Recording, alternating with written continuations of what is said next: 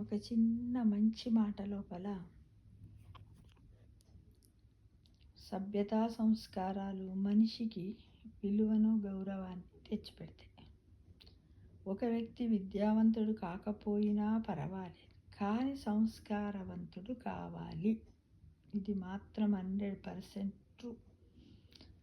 విద్య నేర్చుకున్న తర్వాత నీకు సంస్కారం లేకపోతే అది బూడిదలో పోసిన పన్నీరు లాంటిది.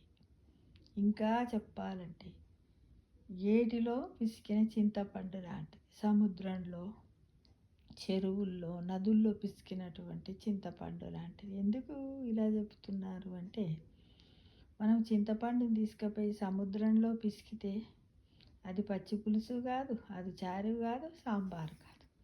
అలా వ్యర్థమైపోతుంది తప్ప దాన్ని మనము తినడానికి ఉపయోగపడదు. ఏ జీవులకు వేటికి కూడా సహాయపడదు, మంచి జరగదు. కాబట్టి నువ్వు విద్య ఎంత నేర్చుకున్నావనేది ముఖ్యము కాదు. నీకు సభ్యతా సంస్కారాలు ఉన్నాయా, సోషల్ వాల్యూస్ పాటిస్తున్నావా లేదా అనేది. యూనివర్సిటీలలో పెద్ద పెద్ద డిగ్రీలు తీస్తారు. ఏంటి? సర్టిఫికెట్లు. రోజుకో సర్టిఫికెట్, నెలకో సర్టిఫికెట్ లాగా సర్టిఫికెట్లు తీస్తారు. కానీ ఎవరైనా ఒక మనిషి ఎదుటిపడినప్పుడు వాళ్ళని ఏ విధంగా గౌరవించాలి? వాళ్ళ ఆ మనిషికి ఇవ్వవలసిన విలువలేంటి అని అనుకోడా. నేను అంతా చదువుకున్నా, నాకు మస్తు సర్టిఫికెట్లు, ఆ సర్టిఫికెట్లు నిన్ను ఏం చేస్తాయి? నీకున్నటువంటి జ్ఞానాన్ని, నాలెడ్జ్ని సర్టిఫికెట్ రూపంలో పెట్టుకున్నావు తప్ప నీకు ఉన్నటువంటి నీ సంస్కారం అనే సర్టిఫికెట్ను నువ్వు పొందడానికి నువ్వు సంఘజీవి. కాబట్టి సమాజంలో అందరికీ గౌరవ మర్యాదలు ఇవ్వాలి, పుచ్చుకోవాలి, నలుగురితో కలిసి ఉండాలి. మంచి చెడులు, ధనము, శ్రమ, పని అన్నిట్లో కూడా కష్టసుఖాలలో కూడా నువ్వు పాలు పంచుకున్నప్పుడే నిజమైనటువంటి పౌరుడవని అనిపించుకుంటావు. ఇందులో సందేహమే లేదు. కాకపోతే ఇప్పుడు నవడేస్, ఒకప్పుడు అలానే ఉండేది. చిన్న పల్లెటూరులో కూడా ఎంత అభిమానమో ఉంటుండే. ఒక్కరికి కష్టం వస్తే పోయి నలుగురు నిలబడేవారు. ఇప్పుడు ఇంట్లో తల్లిదండ్రులకే కానీ కుటుంబ సభ్యుల కష్టాలు వస్తే అవి ఎప్పటికొచ్చేటి, వాళ్ళని పట్టించుకుంటే మన లైఫ్ ఏమైపోతుంది అనుకుంటూ దూరంగా జరుగుతున్నటువంటి రోజుల్లో ఎవరికి వారే యమునా తీరే అన్నట్టు కష్టాలు పడుతూ ఉన్నారు. కాబట్టి పెద్ద మనుషులు చెప్పేవారు ఏమనంటే, ఒంటరికే తిండి సింగారం, కుటుంబంలో ఉంటే పని సింగారం అని.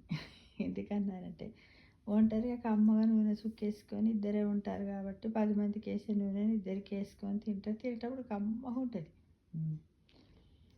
కానీ ఆ తర్వాత నీకు ఆ ఆహారాన్ని బయటకు పంపేటప్పుడు ఎంత బాధగా ఉంటుందో తెలుసుకోవాలి కదా.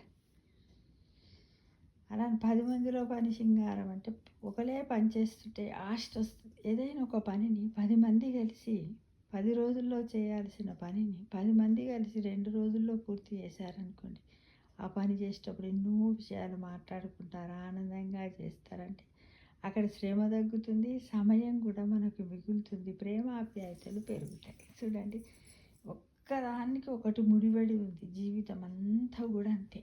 దారానికి పువ్వులు గుచ్చినట్టుగా ప్రతి ఒక్కటి ముడిపడి ఉంటుంది. సమాజంలో ఉన్న ప్రతి వ్యక్తితో కూడా మనకు అవసరాలు ఉంటాయి ఫ్రెండ్స్.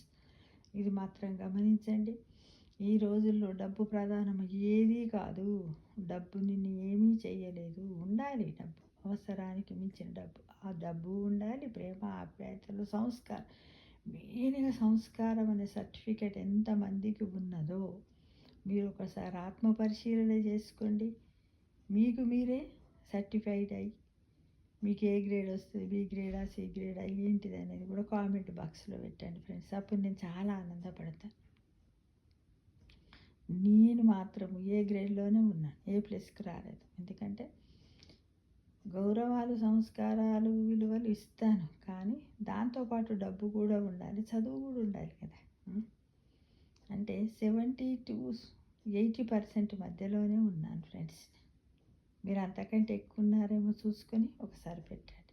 నాకు తెలిసినంత వరకు ఇప్పుడున్న సిచ్యువేషన్స్ అందరినీ గమనించినట్టయితే అందరు బి గ్రేడ్లో సిబి మధ్యలోనే ఉన్నట్టు కనపడుతుంది. ఎందుకంటే కొద్దిమందిలో సోషల్ వాల్యూస్ని గౌరవించే వాళ్ళు ఉన్నారు, అక్కడ విద్య తక్కువ ఉంటుంది. విద్య తక్కువ ఉన్నోళ్ళ దగ్గరనే సోషల్ వాల్యూస్‌కి విలువ ఇస్తున్నారు. విద్య ఎక్కువ ఉండి సర్టిఫికేట్లు, పీహెచ్‌డీలు చేసిన వాళ్ళకసలు సంస్కారమే లేకుండా పోతుంది కొంతమందిలో. కొంతమందిలో అది ఉంటుంది, ఇది ఉంటుంది, 2 ఉంటుంది. అంటే ది బెస్ట్ అన్నమాట. సూపర్‌లేటివ్ డిగ్రీలో ఉంటారు. వాళ్ళని కంపేర్‌లో పెట్టడానికి వీల్లేదు. కాబట్టి మీరు ఒక వ్యక్తి విద్యావంతుడు కాలేకపోయినా పర్వాలేదు కానీ సంస్కారవంతుడు కావాలి అనే దానికి కూడా మన పేరెంట్స్‌ది ఎక్కువగా ఉంటుంది. మన పేరెంటింగ్ అంటే పిల్లలను పెంచే విధానం లోపల చిన్నప్పటి నుంచే తల్లిదండ్రులు చక్కటి సంస్కారవంతులైనట్టయితే కొంతలో కొంత వాళ్ళు సంస్కారాన్ని నేర్చుకుంటారు. వాళ్ళకి నేర్పించే బాధ్యత కూడా మన తల్లిదండ్రులు. మనం బడికి పిల్లలను దూరంగానే ఏమంటాం? సార్ చదువు చెప్పాలి, జీతం ముట్టిగా తీసుకుంటుండా అంటాం. మనం పిల్లలం కనంగానే అయిపోతుందా? లేదు. వాళ్ళకి సమాజానికి చక్కగా అవసరం పడే సంస్కారవంతులుగా తయారు చేసే బాధ్యత కూడా మన భుజస్కంధాల పైన ఉన్నదని పేరెంట్స్ కూడా గమనించాలి. చిన్నప్పుడు చేసిన తప్పులను చేయకూడదని మళ్ళా చేయనీయకూడదు. పెద్దగా అయిన తర్వాత కూడా వాళ్ళు మనకు ఎదురు మాట్లాడితే, లేదు నాన్న ఇది గిట్లుంటుంది, ఎందుకురా చదువుకున్నామని కొద్దిమంది ఏం చేస్తారు తెలుసా? వాళ్ళు తిరిగిపోతే వాడేమో అంటాడని భయపడవు, కేర్లెస్గాను పిల్లలను పక్కకు పెడతారు. అది కాదు, వాళ్ళ జీవిత విధానంలో మనకు ఏది ఎన్సైక్లోపీడియా అని ఉంటుంది కదా, ఒక బుక్కు. అన్నీ ఏది ఉన్నా మనం అందులోకి చూసుకుంటే తెలుస్తుంది. దానిలాగా ఒక భగవద్గీత లాగా మనం ఏంటంటే బతకడానికి వాళ్ళకు ఒక మార్గదర్శక సూత్రాలను తయారు చేసి సంస్కారం అనే మార్గదర్శక సూత్రాలు నియమాలు ఉన్నటువంటి ఒక పుస్తకం లాగా ప్రతి ఒక్క ఫ్యామిలీలో తన పిల్లలను తయారు చేసినట్టయితే ఆ ఫ్యామిలీ మొత్తం అయిపోతాయి. ఎందుకంటే వాళ్ళకు పుట్టినే వాళ్ళు కూడా మా అమ్మ నాకు నేర్పి, నేను మా అమ్మ నాన్న నేర్పి, నేను వాళ్ళని ఇట్లనే అయిపోతాయి. కాబట్టి అది ఉగ్గుపాల నుంచే నూరిపోయవలసినటువంటి తరుణం వచ్చి ఒకప్పుడు మనం ఎటన్నా పోయినప్పుడు పిల్లలు బయట ఆడుకుంటుంటాం, బుద్ధిగా అనిపించి చెంప పట్టుకుంటూ, ఇప్పుడు చెంప పట్టుకున్నాం అనుకో చెయ్యిని తీసి పడేస్తూ, నీ పేరేంటి అంటూ కూడా అంటుర్రు. ఇలా వాళ్ళ లుక్కులో ముఖ కవళికలలో చాలా ఉన్నాయి. కాబట్టి ఖచ్చితంగా చూడండి, ఒక చిన్న మాటని సభ్యతా సంస్కారాలు మనిషికి విలువను, గౌరవాన్ని తెచ్చిపెడతాయి. ఒక వ్యక్తి విద్యావంతుడు కాలేకపోయినా పర్వాలేదు కానీ సంస్కారవంతుడు కావాలి. అంటే సంస్కారవంతుడు కావాలి అనే దాంట్లో ఎంత ఉన్నదో చూడండి ఫ్రెండ్స్. ఇలా ఒక 2 గంటలు కూడా మనము లైఫ్ ఎక్స్పీరియన్స్ను ఇవ్వచ్చు ఒక పాయింట్ మీద కదా. కానీ అందరికీ తెలిసిన విషయాలే ఒకసారి మీ ముందు ఉంచాను ఫ్రెండ్స్. కనీసం 2025 న్యూ ఇయర్లోనైనా మనం అందరం పాటించి మనం సంస్కారవంతులం అవుదాం, పిల్లలను సంస్కారవంతులం చేస్తాం. ఏజ్తో ప్రమేయం లేకుండా ఇప్పటికైనా మారని వాళ్ళను మారుద్దాం, మనం కూడా మారుదాం అనే స్లోగాన్తో మనం ఉందాం. 2025లో సంస్కారవంతుల సంవత్సరంగా మనం భావిద్దామా ఫ్రెండ్స్? ఓకేనా? Thank you for watching.